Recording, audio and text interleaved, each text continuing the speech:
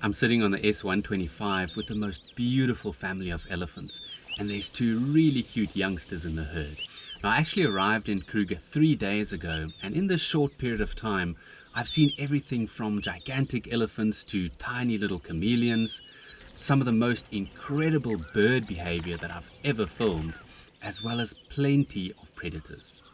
Now, it's not only the sightings that have been amazing, I've also had 2 great campsites, and I'm driving the cutest little car in all of Kruger. It's a 1.2 litre Suzuki Eeco panel van from Cheetah, Africa. And I'll tell you more about it throughout this video. Join me on a self-drive adventure to Berg-en-Dal and Lower Sabie. I picked up the Cheetah Africa panel van in White River and then crossed the Crocodile River to enter the Kruger National Park at Malalaan Gate. Good morning. How are you? I'm very well, and you? I'm good. I would spend the first 2 nights at Berg-en-Dal, one of my favorite camps in Kruger. And since I got there early, I managed to grab a great campsite.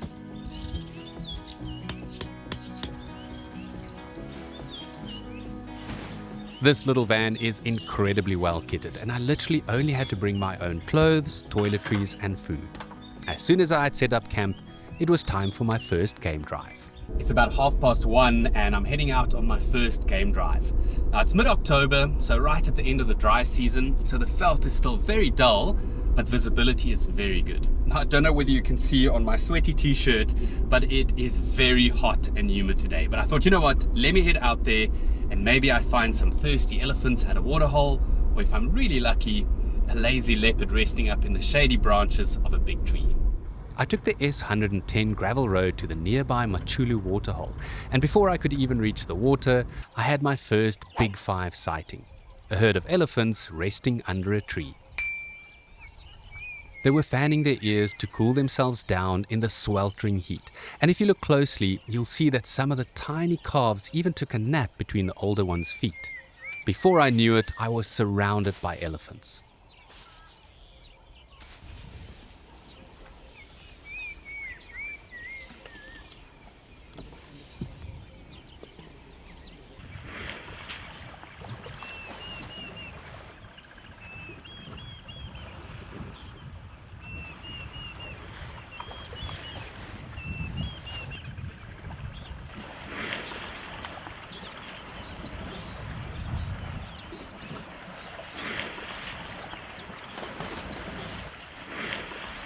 Wow, what a beautiful elephant sighting. I love it when a plan comes together. I just knew I stood a chance of finding them if I came down to water. From here, I'm going to head from Machulu Waterhole, where we are now, along the S110 Machulu Loop, and then go all the way to the Mlabane River Road.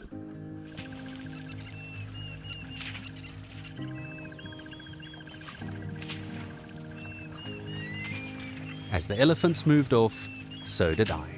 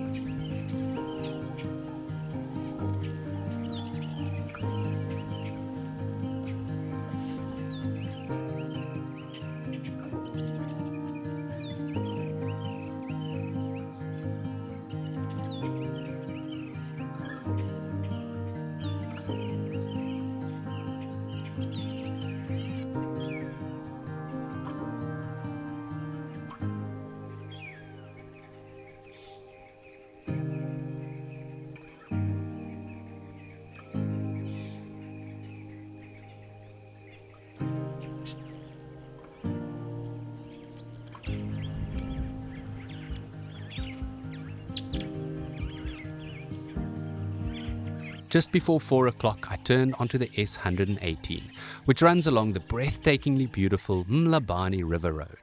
This is leopard country, and there are literally hundreds of trees with the perfect branches for them here. Jackalberries, weeping boerbeens, apple leaves, and marulas. Oh man, this is a good one. Even the dead trees looked perfect for leopards. Despite my best efforts, the trees with their beautiful branches stayed empty. But luckily, I did find a stunning white rhino bull grazing in the open.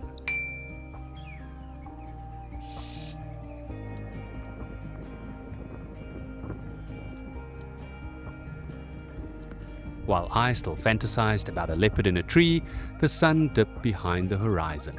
It was a great first afternoon in the Kruger National Park.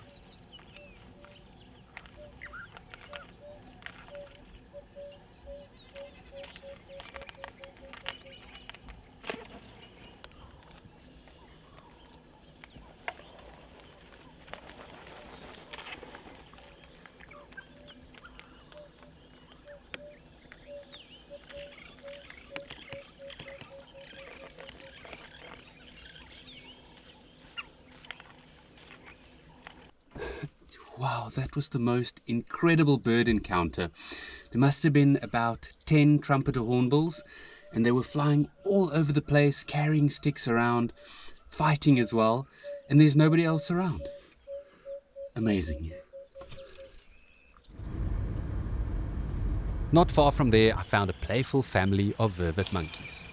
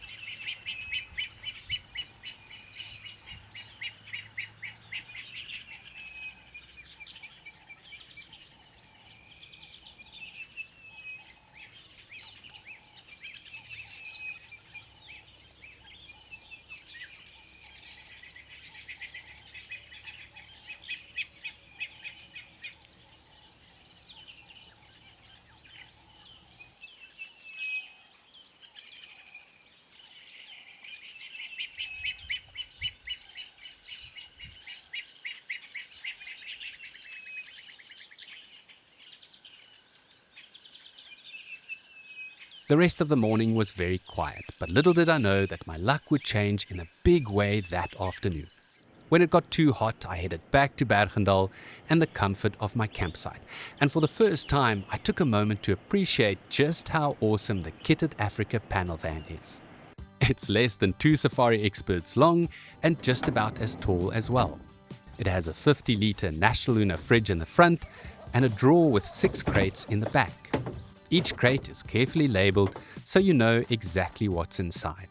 Crockery and glassware, washing up goodies, lights and even a rechargeable fan, everything you need to make and keep coffee warm, bath and swimming towels along with some soap, as well as recovery gear, a fire extinguisher and spare gas canisters which fit in a portable gas cooker. The van also has cutlery, a portable wash basin and a spare crate for your groceries. Speaking of which, these days you can buy pretty much everything you need in the park shops, from alcohol, soft drinks and bottled water, to fresh bread, vegetables and snacks. There's also other essentials like firewood, insect repellent and even medicine. The Kitted Africa panel van is perfect for foreigners who love camping or locals who don't want to drive all the way up to Kruger, and it's fully kitted for 2 people. 2 chairs and tables, 2 sleeping bags, 2 pillows, 2 comfortable mattresses and a large tent that's super easy to pitch. You'll even find unexpected items like a washing line and flasks to keep your water cold on drive. Best of all, they'll drop the van off in person at Kruger and Mpumalanga International Airport or Skukuza Airport. To learn more or make a booking, visit the Kitted Africa website. The link is in the video description. Despite the heat, I headed out on an afternoon game drive a little bit earlier than expected. Woo-wee! It is incredibly hot. It must be over 40 degrees Celsius. But I'm heading out again because I got a message earlier from my friend and fellow safari YouTuber Richard van Hacht, who says apparently a pack of wild dogs were seen not far from camp. I'm going to swing past there. If they're still there, I'll sit with them until it gets nice and cool. And if they've left, I'll probably head through to James Pan again, just to see whether or not there are any thirsty animals there.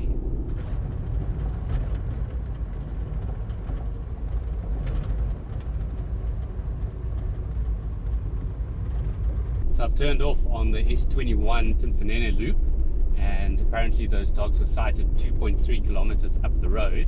It's actually the same area where I saw those beautiful trumpeter hornbills this morning, so the wild dogs must have come past after I had left the area.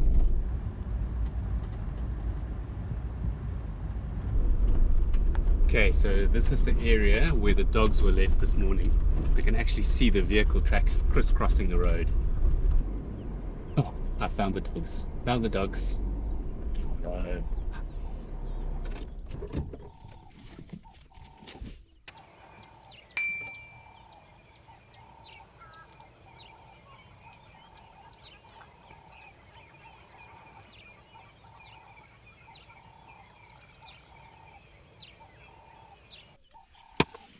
They're just lying under some guarri bushes here, and one just got up. It looks like there might be a little bit of water in the back.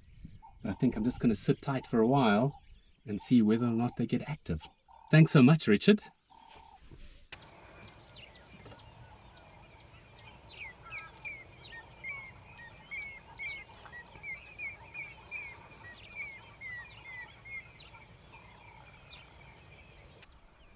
These wild dogs are lying in the deep shade of the guarri bushes, and at the moment I can count 5 of them, and every now and again one gets up and it walks back to that mud pool in the back just to cool off.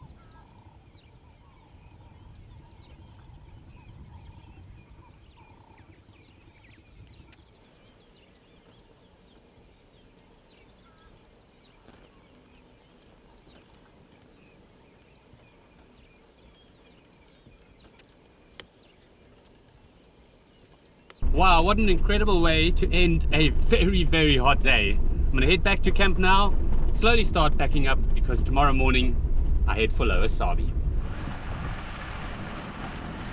On the way back to Berg-en-Dal, I had a late afternoon surprise. A big male leopard. Unfortunately, he was in no rush to move, so eventually I had to head back to camp.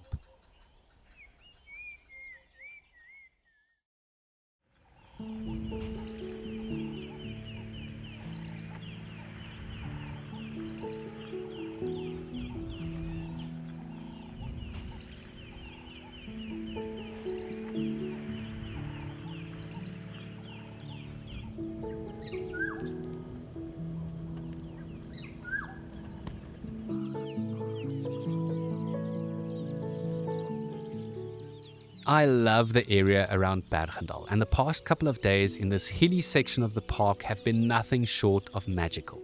But it was time to move to the other side of southern Kruger.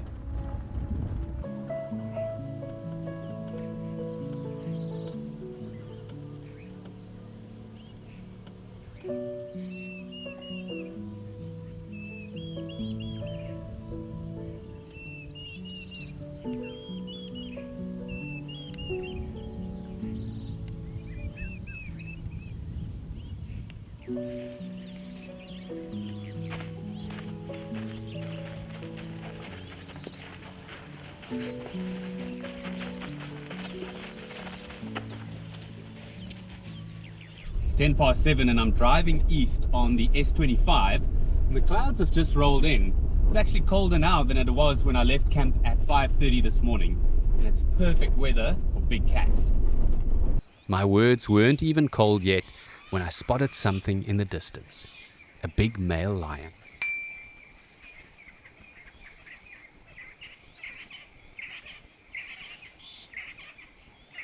He was enormous, and like the leopard the day before, in no hurry to get up. I spent about half an hour with him before carrying on towards Lower Sabie. Shortly after reaching the H42, I found a tiny flapneck chameleon crossing the road right in front of me. He was almost invisible when I first spotted him, so take special care to look out for these little creatures, especially when you're driving at the speed limit of 50 kilometers per hour. Around 9:15, I pulled into Lower Sabie rest camp, the perfect time to find a nice campsite.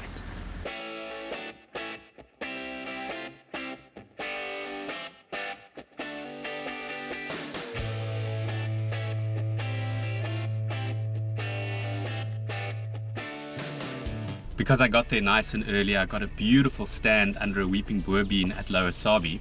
It's only 10 past 11 now and it's nice and overcast, so I've decided to take a slow drive up towards Kokuza along the Sabi River. There's plenty of elephants around, and then I'll grab lunch there and do my afternoon game drive back this way. By the way, if you guys like the shirts that I've been wearing, I'll leave a link in the video description to the 5-fin shop. They've got a new Kruger range and then obviously also the beautiful bird shirts that I love wearing. This one is of a bearded vulture, which is a little bit of a clue of what to expect on the channel next year. Hi Ellies!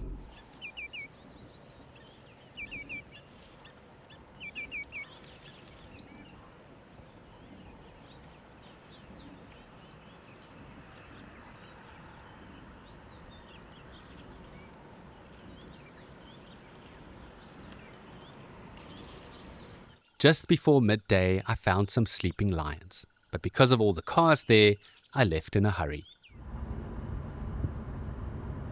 I must admit, I've really enjoyed driving this little Suzuki Eeco.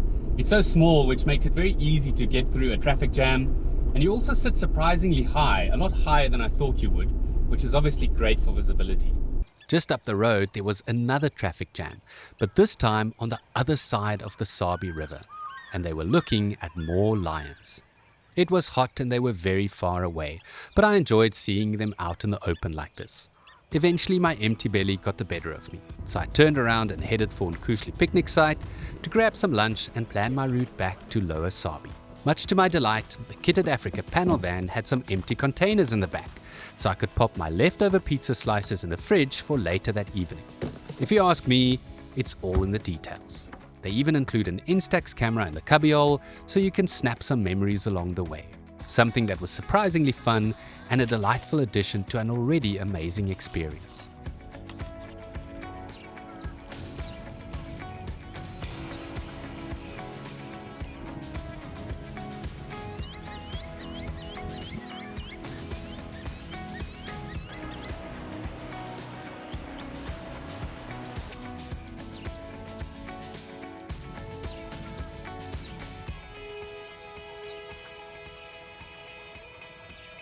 On the H12, I found more lions. This was my 4th male lion sighting of the day, and it looked like he was feeding on a buffalo, but I didn't count it on my big 5 list. Shortly after though, I found a small herd on the S30.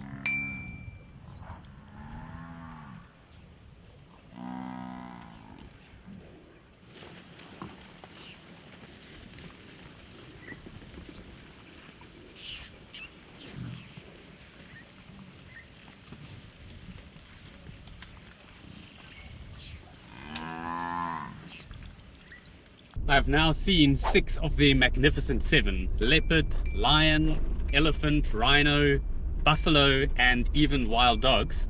But it's cheetah that's still eluding me. Luckily, the area around Lower Sabie is arguably the best for cheetah in the whole park because it's very open. We're going to drive through a little bit of it now on the way back to camp, and if we don't get lucky this afternoon, I think the whole morning I'll spend north of camp, giving ourselves a great chance.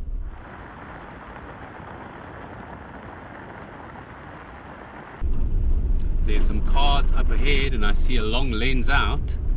Let's see what they are looking at. Hi there, guys. What do you see? Sorry? 2 cheetahs.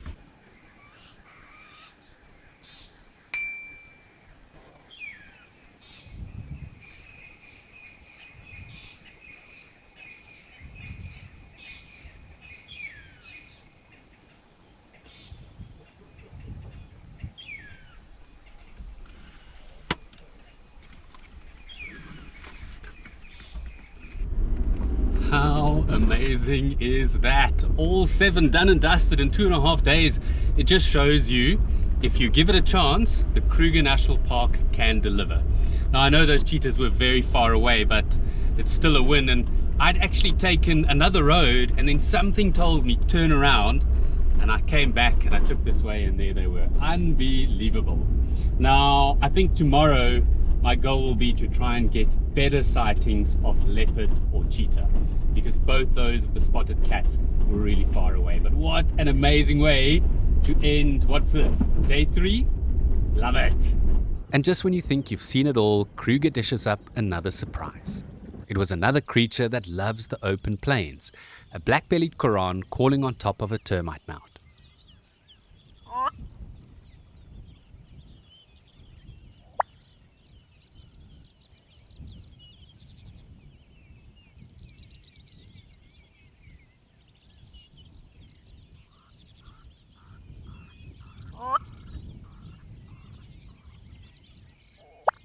It's definitely one of my favorite bird calls of all time. If you need help identifying the birds you see in the park, or their calls for that matter, make sure to download the Firefinch Kruger National Park app onto your smartphone. It contains helpful drawings and photos of all the birds, along with their calls and distribution. And you can even create your own list. I'll leave a link to the app in the video description.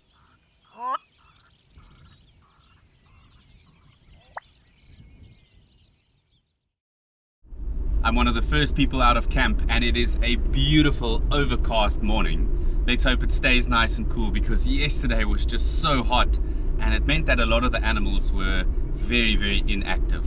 I'm gonna head straight back to where we left those cheetah boys, which was about 12 kilometers north of camp.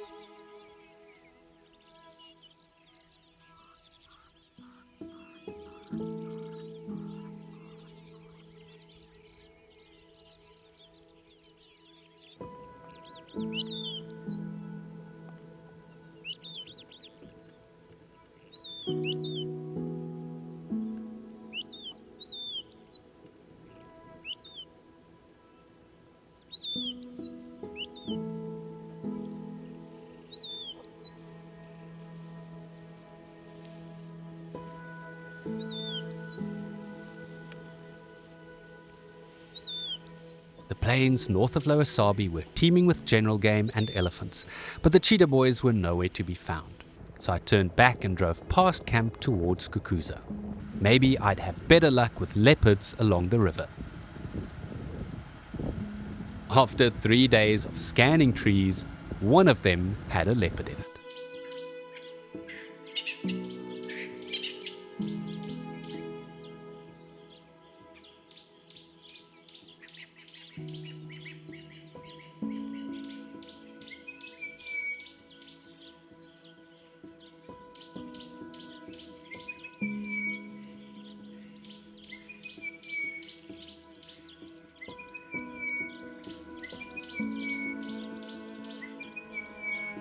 I can't tell you how impressed I was with the Kitted Africa camping setup. And on top of that, I had so much fun driving the little van. It really is the perfect self-drive rental option for the Kruger National Park. If you enjoyed this video, please click that subscribe button and help me get to my goal of 100,000 subscribers before the end of 2026.